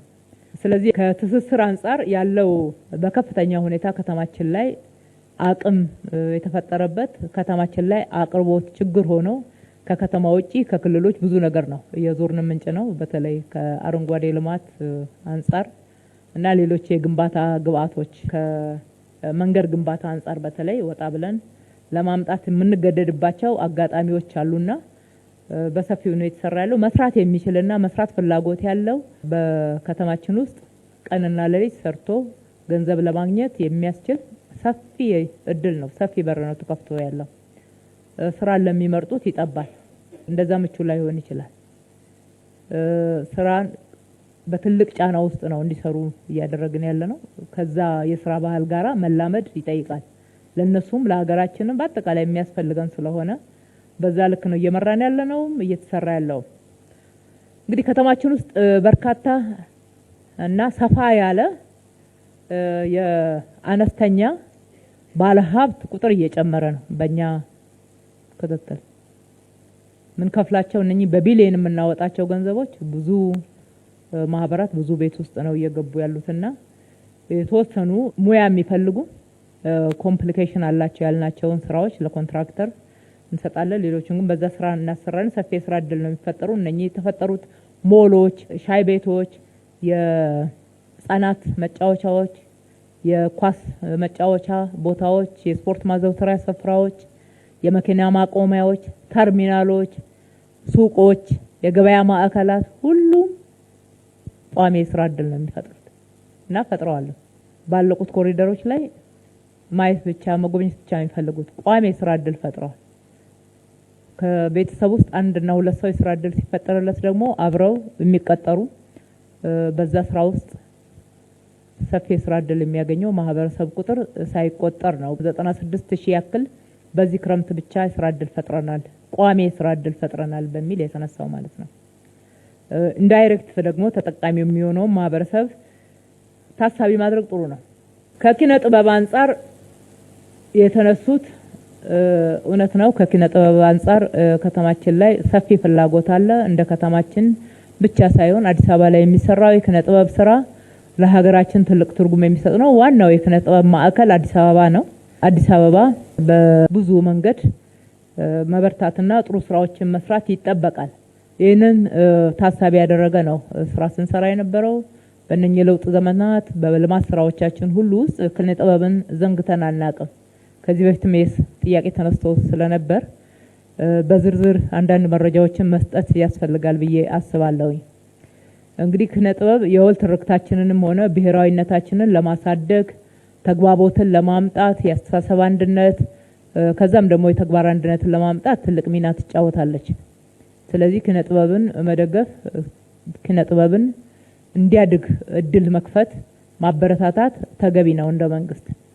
የኛ ሀገር ብቻ አይደለም፣ ወጣ ብለን ልምዶች ስናይ እነ ኒውዮርክን እነ ዱባይን ሌሎች ሀገራትን ጭምር የሰሩትን ስራ ለዓለም ያስተዋወቀና የቱሪስት መዳረሻ እንዲሆኑ ያደረጋቸው እዛ የተቀረጹ ፊልሞች እና የተሰሩ ኪነ ጥበብ ስራዎች ናቸው የመስህብ ማዕከል ያደረጋቸው። ይህንን ታሳቢ ባደረገ መንገድ በዚህ ደረጃ የኛ የኪነ ጥበብ ስራ ማደግ እንዲችል ማድረግ ላይ ተገቢው ድጋፍ ያስፈልጋል ብለን አቅደን በቢሊየን በጀት መድበን ነው ኢንቨስት እያደረግን ያለ ነው። በዝርዝር መረጃ የተወሰኑ ለአብነት ለማንሳት ያክል በእነኚህ የለውጥ ዘመናት ነባር የቲያትር ቤቶች፣ የሲኒማ ቤቶችን አድሰናል። ከአዲስ አበባ ባህልም አዳራሽ ጀምሮ መዘጋጃ ቤት ውስጥ ካለው ጀምሮ ማለት ነው። ሌሎችንም ነባር ቲያትር ቤቶችን ሀገር ፍቅር ቲያትርን፣ ሲኒማ አምፐር፣ ብሔራዊ ቲያትርን ጭምር የፌዴራል ነው ብለን ዝም አላልንም። ከተማችን ላይ በተገቢ ሁኔታ መስህብ መሆን እንዲችሉ የምንችለውን ያክል እድሳት አድርገናል። እነ ሜጋ አምፊ ቲያትር ታድሰዋል። አካባቢያቸውም የሚስብ እንዲሆን ለማድረግ ጥረት ተደርጎ ውጤት ተገኝቶበታል። ነባሮቹን ከማደስ በተጨማሪ ግን አዳዲሶች ኪነ ጥበብ ከአዳራሽ ወጣ ብላ ወደ ህዝብ ጠጋ ማለት አለባት። ብዙ ትውልዶች አሉ፣ አዳዲስ የሚነሱ ልጆች፣ አዳጊ ልጆች፣ ታዳጊዎች ታይለንት አላቸው። ታይለንታቸውን የሚያወጡበት የበለጠ ዓለም ላይ የሚመለከቱትን ራሳቸው መስራት የሚችሉበትን ፍላጎት ወደ ተግባር መቀየር እንዲችሉ ከ110 በላይ ፕላዛዎችና 50 ያክል አምፊ ቲያትሮች ተገንብተዋል አዲስ አበባ ላይ። በአዳራሽ ብቻ ማሳደግ ስለማንችል አዳራሽም ያስፈልጋል፣ ዘመናዊ ስቱዲዮዎች ያስፈልጋሉ፣ የቀረጻ ቦታዎች ያስፈልጋሉ። እሱን ታሳቢ ያደረገ ደግሞ አሁን እንግዲህ በቅርብ እዚሁ አድዋ ድል መታሰቢያ ላይ የጋሻና የድል ሲኒማ እዚህ ግቢ ተገንብቷል ማለት ነው። አድዋ ድል መታሰቢያ ላይ ጋሻ ሲኒማ አዳራሽ፣ ድል ሲኒማ አዳራሽ እዚሁ የሚገኝ ነው። በሳይንስ ሙዚየምም በተመሳሳይ ሁኔታ ተገንብቷል። ራሱን ችሎ ደግሞ ለኪነ ጥበብ ብቻ ተብሎ ለቲያትር ብቻ ተብሎ ከሁለት ሳምንት በፊት ኦሎምፒያ ላይ የተገነባውና የተመረቀው እጅግ በጣም ዘመናዊ ባለ 14 ወለል ህንፃ ዓለም ላይ ቴክኖሎጂው የደረሰበትን በማጥናት ሙሉ ለሙሉ በመጠቀም ኪነ ጥበብን ለመደገፍ ምቹ ለማድረግ ሳቢ ለማድረግ ስራ ሰርተናል። ይሄ ቀላል አይደለም። በቴክኖሎጂውና በግብአት ብቻ በቢሊየን ያወጣ ነው። ትኩረትን ያሳያል ይመስለኛል። ህንፃውን ለመገንባት በቢሊየን ያወጣ ነው። ትኩረትን ያሳያል። በተመሳሳይ ሲኒማም ራሱን የቻለ ኮምፕሌክስ እንዲኖረው ሰንጋተራ ላይ አዲስ ሲኒማ ኮምፕሌክስ ግረ መንገዴን በዚሁ ጋብዛችኋለሁ። በነገው ዕለት ይመረቃል። እንድትገኙ አብረን እንመርቅ። በጣም ዘመናዊ ህንፃ ነው። ባለ 15 ወለል በርካታ ዘመናዊ የቴክኖሎጂ ግብአቶችን እንዲጠቀም አድርገናል። በቢሊየን ነው በጀት የመደብነው ለውስጡ ግብአትም ከውጪ ግንባታውንም ለመገንባት። የተገነቡበትንም ቦታዎች ተመልከቱ። አይከን የሆኑ የከተማችን ቦታዎች ላይ የተገነቡት። ሁለተኛው አደረጃጀታቸውን ማስተካከል ነው። መንግስት ቤት ውስጥ እነኚህ ተቋማት ተቀምጠው በሚገባ ሙያቸውን አውጥተው በነጻነት ሙያዊ ነጻነታቸውን ጠብቀው መስራት አስቸጋሪ ስለሚሆን በቢሮክራሲ አይን መመልከት ስለሌለብን ራሳቸውን የቻሉ አደረጃጀት እንዲኖራቸው አድርገናል። ሲኒማ ቤት ራሱን ችሎ አንድ ተቋም እንዲሆን፣ ቲያትር ቤቶች ራሳቸውን ችለው አንድ ተቋም መሆን እንዲችሉ የሙያዊ ነጻነታቸው ጠብቀው የበለጠ ራሳቸውን ማሳደግ እንዲችሉ እድል የሚፈጥር ነው። በአሰራርም ጭምር ተደግፈዋል። ሁለተኛ በበጀትም ሁሉ ጊዜ መንግስት ላይ የሚደገፉ ወይም ደግሞ ከመንግስት የሚጠብቁ እንዳይሆኑ ተደርጎ ነው። እነኚህ ህንፃዎች አብዛኛው ክፍላቸው ገቢ የሚያስገኝ ነው። እነሱ ከሚጠቀሙበት ተጨማሪ ያለው ደግሞ ገቢ ማስገኛ እንዲሆናቸውና ቋሚ ገቢ ማግኘት እንዲችሉ የሚያደርግ ነው። ከዛው ደግሞ በሚሰሩት የኪነ ጥበብ ውጤት ናሬሽንን ከማስተካከል ከመገንባት በተጨማሪ የወል ትርክቶቻችንን ብሔራዊነትን ከመገንባት የህዝብን አንድነት የህዝብን እሴት ባህሎቻችንን በዛ ውስጥ ያለውን አንድነት ቅድም ስናደንቃቸው የነበሩ የህዝብ እሴቶችና ትውፊቶችን ለዓለም ከማስተዋወቅ በተጨማሪ ራሳቸውም ደግሞ ከዓለም ጋራ ተወዳዳሪ ሆነው የነሱንም ገቢ ማሳደግ የሚችል የሀገርንም ገቢ ማሳደግ የሚችል የቱሪስት መስታሰቢያ መሆን እንድንችል የሚያደርግ ስራ ይሰራሉ ብለን እንጠብቃለን። በዚህ በኩል ከያንያን የኪነ ጥበብ ባለሙያዎች ደግሞ ራሳቸውን ማሳደግ፣ ቤቱን በሚገባ መጠቀም፣ ቴክኖሎጂውን በሚገባ መጠቀም ዓለም ከደረሰበት የሙያ ስታንዳርድ አንጻር ራሳቸውን መቃኘት፣ በተለይ ደግሞ ወጣቱ መውጣት አለበት። ለወጣቱ በደንብ በር መከፈት መቻል አለበት። ታይለንት ያላቸው ትልልቅ ስራዎችን መስራት የሚችሉ ፈጥነው ከዓለም ጋራ ኮኔክት አድርገው አዳዲስ ፕሮዳክትን ማምጣት የሚችሉ ወጣቶች አሉና ዩኒቨርሲቲዎችም እነኚህም በተለይ አዲስ አበባ ዩኒቨርሲቲ እንደዚህ አይነት ወጣቶችን በማሰልጠን በማስመረቅ በኩል ትልቅ ድርሻ ስላለው ለነሱም ምቹ ሁኔታ የሚፈጥር ትላልቅ በር ተከፍቷል። አንጋፋዎቹን የሚያከብር ከአንጋፋዎቹ መማር በተጨማሪ ደግሞ ለወጣቶቹ ሰፋፊ እድል የሚሰጥ ነው። ስለዚህ ትኩረት ሰጥተናል ለማለት ነው። ትኩረት ሰጥተን እነኚህን እየሰራን ነው። ከዚህ በኋላ ደግሞ በኮንቴንት እየገመገምን ድጋፍ የምናደርግ ያጠራቸውን ወይም ደግሞ ያነሳቸውን የምንደግፍ ነው የሚሆነው።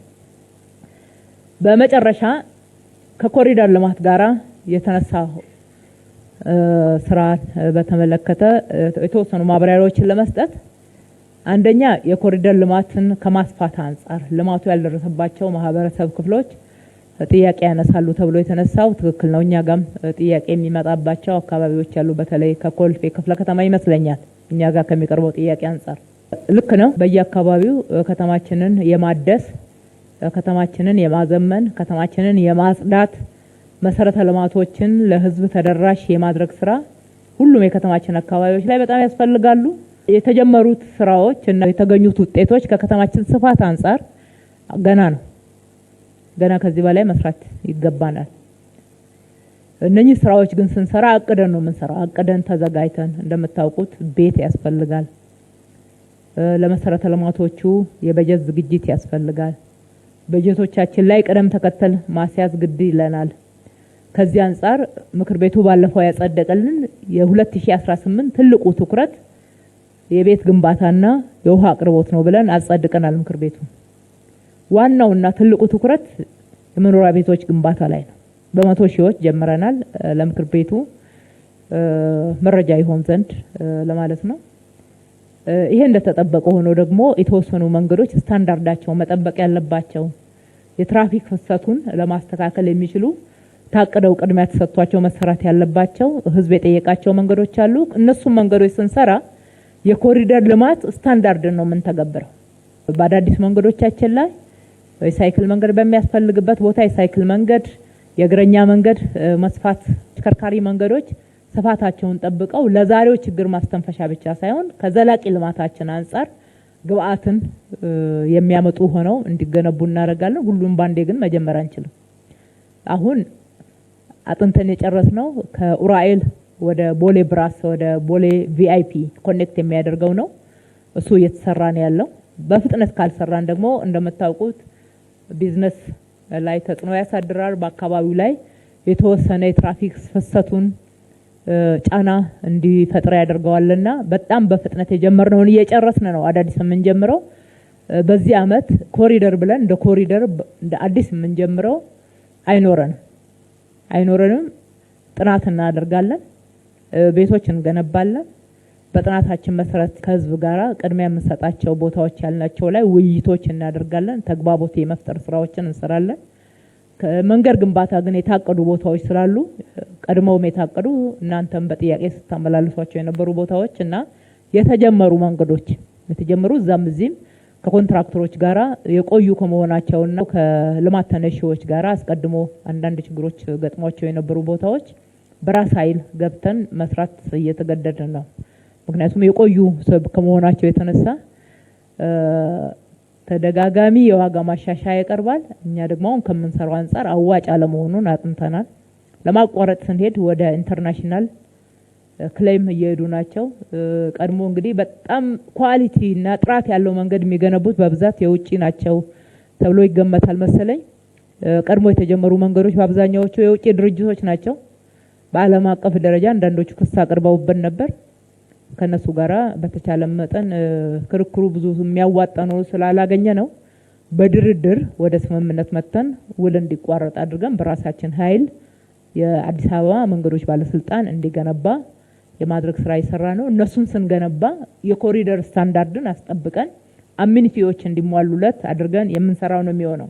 የተሰሩ መሰረተ ልማቶችን መጠበቅ፣ መጠቀም ከዛ ጋራ ከአጠቃቀም አንፃር ያለው የአጠቃቀም ባህል እንዴት እየተሰራበት ነው? ህግና ስርዓት ሳያስፈልገውም ወይ ለማስተዳደር ተብሎ የተነሳው ትክክል ነው። የተሰሩ ስራዎች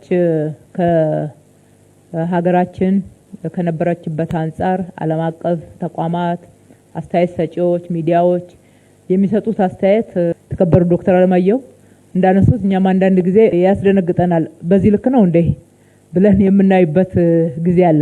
እንደገና ተመልሰን የምናይበት ያ ክትትላችንን ጭምር ጠበቅ እንድናደርግም፣ ሁለተኛ ነገር ደግሞ የተሰሩ ስራዎች በተገቢው ስራ ላይ እንዲውሉ የማድረግ እንደዚህ አይነት ስራዎችን በምንሰራበት ሰዓት ለሀገራችን ያለውንም አስተዋጽኦ ተገቢውን ትርጉምና ክብር እንዲያገኙ የማድረግ ስራ ላይ ትኩረት አድርገን እንሰራለን። እውነቱን ለመናገር ከነበርንበት የጽዳት መሰረተ ልማቶች አጠቃቀም ስርዓት አንፃር ስናየው ሺፍት ነው ያለው። መሻሻል ብቻ ብዬ አልገልጸውም። እኔ ትልቅ ለውጥ አለ። የተሟላ አይደለም፣ ትልቅ ለውጥ አለ። አንዱ ቅድም አብዛኛዎቻችሁ ስመሰክሩ እንደነበረው በዓላቱ ላይ አየን አይደለም። እዚህ ከተማ ላይ የሚጠቀምበት የኔ የሚለው ማህበረሰብ አይደለም በእንግድነት የመጣው እንኳን እንዴት መሰረተ ልማቶቹን ሳስቶ እንደሚጠብቅ አይተናል። ሁለተኛ በጸዱና በቂ ተጨማሪ መጠቀሚያዎች ያሏቸው አካባቢዎች ላይ ትልልቅ ለውጥ አለ። አልፎ አልፎ የሚያጠፋ ያጋጥማቸዋል። ጥቅሉን ስናወራ ግን ለውጥ አለ። በሁሉም ቦታዎች ላይ የቆሻሻ መጣያ ደስትቢኖች አሉ። ደስትቢን ይጠቀማል። መጸዳጃ ቤቶች አሉ። መጸዳጃ ቤቶች ይጠቀማል። ያልከፈትናቸው መጸዳጃ ቤቶች ላይ ቅሬታ ያቀርባል። ለምንድነው የማይከፈቱት ነው? የሚያጠፉ ሲያይ ጥቆማ ይሰጣል፣ ያስይዛል፣ ያስቀጣል ራሱ ማህበረሰቡ። ይሄ እኮ ትልቅ ለውጥ ነው። በጣም ትልቅ ለውጥ ነው። እንደውም በጣም እንድንሰራ የሚያበረታታን አቅም የሚሆነን ይሄ የህዝቡ ለውጥ ነው። ሁለተኛ ከብክለት ጋራ ተያይዞ ያለው ነው። ይሄም ጭምር ህግ አለው። ህግ አውጥተናል። ቀድሞም ነበረ እኮ ህግ ቀድሞም ነበረው። ግን ያሁኑን አዳዲስ መሰረተ ልማቶችን ስለጨመርን እነሱን ታሳቢ ያደረገ ደንብ አውጥተናል። ከአካባቢ ጥበቃ ጋራ ተያይዞ ከወንዞች ብክለት ጋራ ተያይዞ የተሰሩ ስራዎች መቼም የአዲስ አበባ ወንዞች ትንሳኤን የሆነላቸው ሞተው ነበር። አሁን እየዳኑ ነው። ሞተውም ይገሉ ነበር። ብዙ በጤና ጠንቅ ህይወታቸው የሚያልፉ ሰዎች እንግዲህ ቤት ይቁጠረው። እነ ዶክተር ዮሐንስ መረጃው በመጠኑ አላቸው ብለን እናስባለን፣ ሲሰጡንም ስለነበረ። በተጨማሪ በጎርፍ ምክንያት በየክረምቱ የሚጠቃው ህዝብም እንደዚሁ ቀላል አልነበረም። በእሳት አደጋም በተመሳሳይ ሁኔታ እዛ አካባቢ ትንሽ ከከተማው ፕላን ውጪ የተገነቡ ከመሆናቸው አንፃር ለነኚህ ሁሉ ይዳረጉ ነበር። ከሁሉ በላይ ግን ወንዞቹን የገደለው ከየመስሪያ ቤቱ ከየጤና ተቋሙ ስለ ጤና የሚያስተምረው ጤና ተቋም ማለት ነው፣ ከየዩኒቨርሲቲው ስለ ንጽህና የሚያስተምረን የሚነግረን ተቋም፣ መቆጣጠር ከሚገባው የመንግስት መስሪያ ቤት ከየግለሰብ ቤቱ የሚወጣው ፈሳሽ ልክ እንደ ህግ የተፈቀደ ያክል ወደ አዲስ አበባ ወንዞች ነው የሚለቀቀው። ብዝሃ ህይወት ሲሞቱ ያው ታውቃላችሁ፣ ወንዙ አብሮ ይሞታል፣ ውሃው ይሞታል። አሁን አንደኛ ካችመንቱን የመመለስ ስራ እየሰራን ያለ ነው። ወንዞቹን የማዳን ብቻ ሳይሆን አካባቢው ለሰው በለጠ ምቹ ወክ የሚደረግበት፣ ሳይክል የሚነዳበት፣ ሰው የሚዝናናበት ከዛም አልፎ አንዳንድ ግድቦችን ጨምረን ሌሎች ከተሞች ላይ የምናየውን የጀልባ አገልግሎት ጭምር መስጠት የምንችልበትን ትልልቅ መሰረተ ልማት ነው የገነባን ያለ ነው። ትልቅ አሻራ ነው። ከዚህም መዛም ኮሪደር ልማት ብለን በየመንገዱ ከገነባ ነው በላይ መሰረታዊ የምንለው ትልቁ ለውጥ ወንዞች ላይ ያመጣነው ለውጥ ነው። አሁን የተጀመሩ 7 ወንዞች ናቸው። 45 ኪሎ ሜትር ነው። እንደው ይሄንን የራስ አቅም የኢትዮጵያ ልጆች የሰሩትን ስራ ምክር ቤቱ ተገቢውን ክብር እንዲሰጠው ወንዞች ላይ ክብር ጠቅላይ ሚኒስትራችን ወደ ስልጣን ሲመጡ ለአዲስ አበባን እንደ ስሟ ውብ አበባ እናደርጋታለን ሲሉ የመጀመሪያው ቪዥናቸውን የአዲስ አበባ ወንዞች ሸገር ቢዩቲፊኬሽን በሚለው ፕሮግራም ይፋ ያደረጉት እንደነበር ታስታውሳላችሁ። ከሀገራት ኤድ ለምነው እርዳታ ለምነው አግኝተው እዚህ አፍንጮ በር አካባቢ አስጀምረው ነበር። እስከ ፒያሳ ባለው 1-2 ኪሎ ሜትር የሚሸፍን ማለት ነው። በአጠቃላይ ስምምነቱ ወደ 11 ኪሎ ሜትር የሚሸፍን እንዲሰራ ነው። በአምስት ዓመት ውስጥ የተሰራው 2 ኪሎ ሜትር ነው። 2012 ነው የተጀመረው። 2017 ሁለተኛው ኮሪደር ታውጆ እስከምንገባበት ድረስ እነሱ እጅ ነበር የነበረው። 2 ኪሎ ሜትር ነው። በእርዳታ የመጣ ስለሆነ መውቀስ ፈልጌ ሳይሆን የኢትዮጵያውያኖችን እውቀት፣ ጥበብ፣ ኮሚትመንት፣ ችሎታ በሚገባ ማወቅም መጠቀምም ዘላቂ ማድረግም ተገቢ ስለሆነ እንደ ከተማችን አቅደን መግባት እንዳለበት ተስማምተን ሁለተኛው ኮሪደር ክብር ጠቅላይ ሚኒስትራችን ይህንን እንደ ኮሪደር እንድንይዘው እነኚህ ሰዎች ብዙም ይዘውን እየሄዱ አይደለምና ባለቤቱ ሊይዘው እንደሚገባ ተስማምተን ስንጀምረው ያለማጋነን 45 ኪሎ ሜትር በ8 ወራት ነው የተሰራው። አንድ አመት ባልሞላ ጊዜ ከወንዞቹ ላይ ያነሳነው ማህበረሰብ ያው ቀድሞ የተገነቡ ቤቶችን ቢሆን ቤት ሰጥቶ ሰው አንስቶ ከዛ ጽድቶ መሄድ ቀላል አይደለም። በመጀመሪያው ፕላን የተያዘው በ15 ሜትር ሬዲየስ ውስጥ ነበር በእርዳታ የጀመርነው ማለት ነው። 2 ኪሎ ሜትር እንኳን መሙላት አቅቶን 5 አመት የፈጀው። እኛም በደንብ ስራው ገብቶን በዛ ጊዜ አልደግፍናቸው ሊሆን ይችላል። ለማንኛውም ባለፉት 9 ወራቶች ቦታውን ከማጽዳት እስከ ግንባታ ድረስ ባለው ከእንጦጦ እስከ ፒኮክ ድረስ 21 ኪሎ ሜትር እስከ 100 ሜትር ርቀት ድረስ እየሄድን እየሰራን ከአካባቢው ጋራ መኖሪያ ሲያስፈልግ ተጨማሪ አፓርትመንትን ያካተተ ሞልን ያካተተ ጉለሌ አካባቢ ብትሄዱ አሁን እዛ አካባቢ የእደ ጥበብ ስራዎችን መሸጫ ማምረሻዎችን ያካተተ ካፍቴሪያዎች ሰዎች የሚያርፉበት ትልልቅ ስራ እድል የፈጠሩ ፒኮክ ውስጥ ብትሄዱ ፒኮክ ፓርክ ጭምር ለዘመናት የተጣለ ነው ማለት ይቻላል። እንደ አዲስ ነው ስሙን ጠብቆ ዛፎቹን ብቻ ሳንነካ ኤቭሪቲንግ እንደ አዲስ አኒማል ሳፋሪ ወተር ፓርክ ትልልቅ መሰረተ ልማቶች ወክ የሚደረግባቸው አዳዲስ ከዚህ በፊት ያልነበሩን በኢትዮጵያ ውስጥ ሌላ ሀገር ስናይ ምን ጓጓላቸው መሰረተ ልማቶችን አስገብተን እየሰራን ነው። በቅርብ ጊዜ ያልቃል። እሱም ብቻ አይደለም እና አምባሳደር ፓርክ ማንም እኮ አይገባበትም ነበር። ጥንታዊ ፓርክ ነው፣ አዲስ አይደለም። ማንም አይሄድበትም። አይመችማ። ለአፍንጫም ለጤናም ሰው የተሻለ ቦታ ይፈልጋል። በአንድ በኩል የቁርጡሚ ወንዝ፣ በሌላ በኩል የቀጨኔ ወንዝ ከዛ ከነዘውዲቱ የሚወጣውም አንድ ላይ ተጨምሮበት አያስጠጋም ነበር። ሱሪ ኢኖቬት የማድረግ ብቻ ሳይሆን ሁለቱ ወንዞች እንዴት እንዲገናኙ እንደተደረገና እንደተገነባ በዚህ ሰዓት ብዙ ኤክስፕሌን አድርገን ላንጨርሰው እንችላለን። ነገር ግን ብክለትን ከመከላከል አንጻር ረጅም ርቀት ተሄዷል።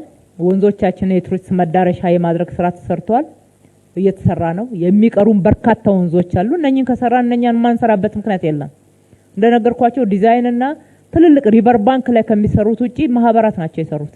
ዲዛይን ላይ ክላሪቲ ፈጥረን ጥሩ ኮንሰልታንቶችና የኛም ያመራሩ የቅርብ ክትትልና ድጋፍ ተደርጎላቸው ማህበራት ናቸው 70 እጁን የሰሩት።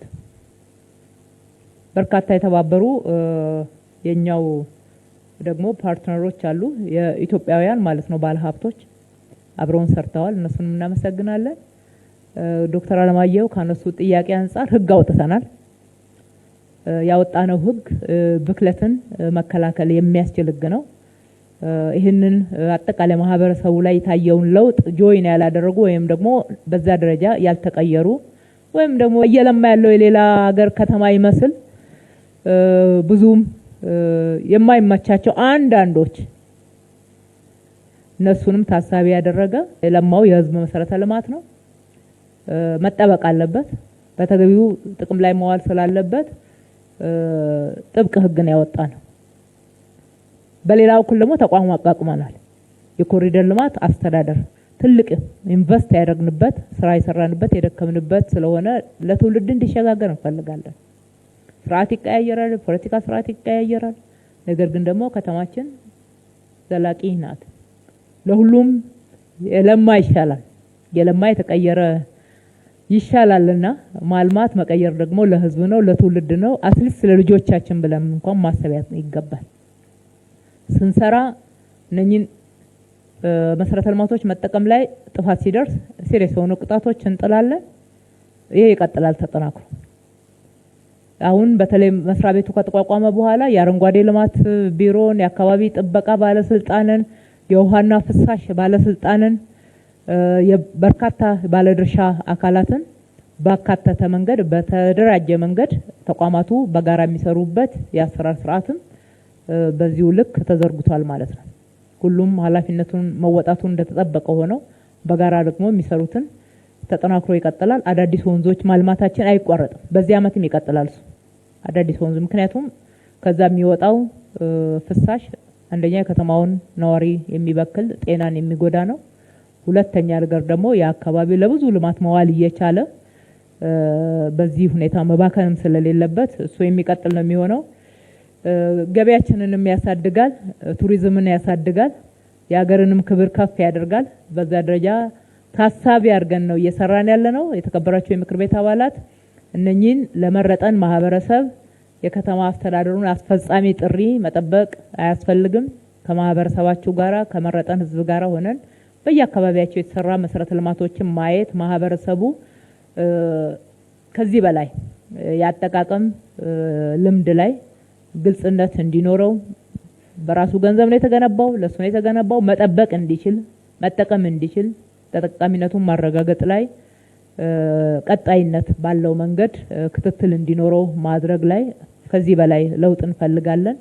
በየአካባቢው ሲቆሽሹ ሲበላሹ ሳይ ማህበረሰቡ ራሱ ዋና ጠባቂ ዋና ጠበቃ መሆን እንዲችል ማስገንዘብ ላይ በዛ ደረጃ ኃላፊነት ከዚህ በላይ እንዲሰማውና እንዲቆጣጠር ማድረግ ላይ በጋራ እንስራላለው። የተነሱት ጥያቄዎች በሰጠውት ማብራሪያ ልክ ብቻ ሳይሆን በእቅዳችን ውስጥ ከዛ በላይ ትኩረት ሰጥተን በሚቀጥለው የግምገማ ወቅታችን የክትትልና የሪፖርት ወቅታችን ደግሞ በተግባር ምን ያክል ተተግብረዋል የሚለውን የገመገምን ምን ሄድ ነው የሚሆነው።